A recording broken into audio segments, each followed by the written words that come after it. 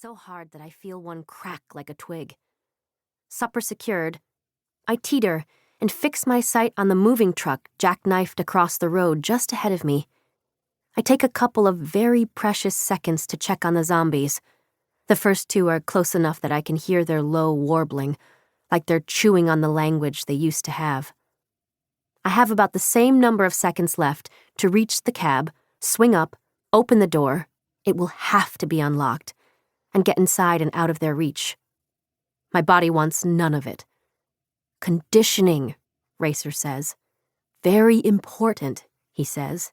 You need it, he says. You are not a strong person, Eira Helvig. So he says. But that's not true. I am the strongest person I know. At 6.5 feet tall, 270 pounds, I can carry 3 50-pound sacks of horse feed at a time without thinking about it. I'm just not a good runner.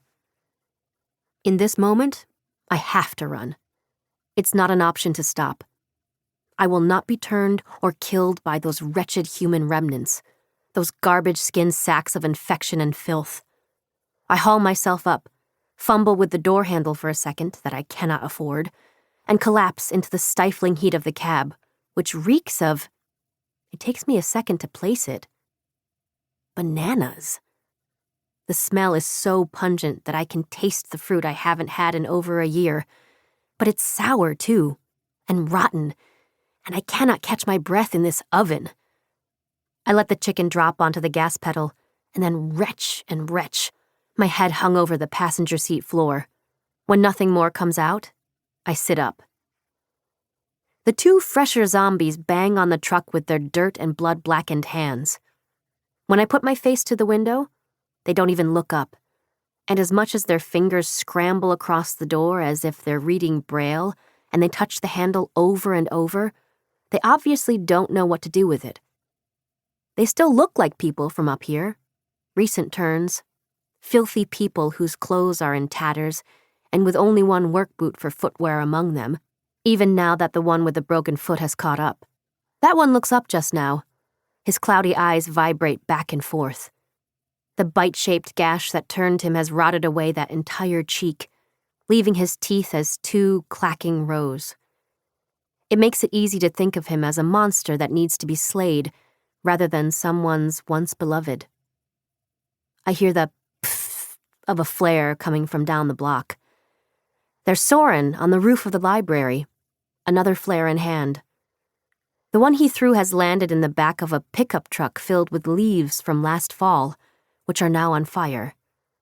The zombies circle the truck, not at all interested in me anymore, but they are now positioned exactly where I need to go, and moving past will surely get their interest again. The stench of bananas is from what used to be 2 paper sacks of them, but is now a dehydrated puddle of rot. The peels split and dried up like long beans, curling and hard. There is also a paper sack full of plastic bags of what used to be chewy, whole, sun-dried bananas, Liv's favorite, which have been demolished by rats and mice, leaving only the packaging. But, this banana aficionado, or desperate looter of a banana shop, also had several containers of dried bananas, from the bulk section it looks like. They've mostly been raided by vermin too, except there are 2 jars that have fallen in the wheel well, out of the splash of my vomit, and these 2 jars are full of those creamy-colored, crunchy discs of heavenly goodness. I grab the chicken, pry the jars out of the well, and then scramble over the banana mess. I open the door as quietly and slowly as I can, and only hop down when the door is wide open and won't slam shut behind me. Run, Eira. Run! You can do it. You're a stronger runner now than you have ever been in your life. Move your glorious self forward with your legs that have more muscle in them than Soren does in his whole body. Run! 1.5 blocks to make it back to the others. 1.5 blocks of running in the exact same direction the zombies went. Not great apocalypse logic, but going any other way would mean taking longer, and I wouldn't know what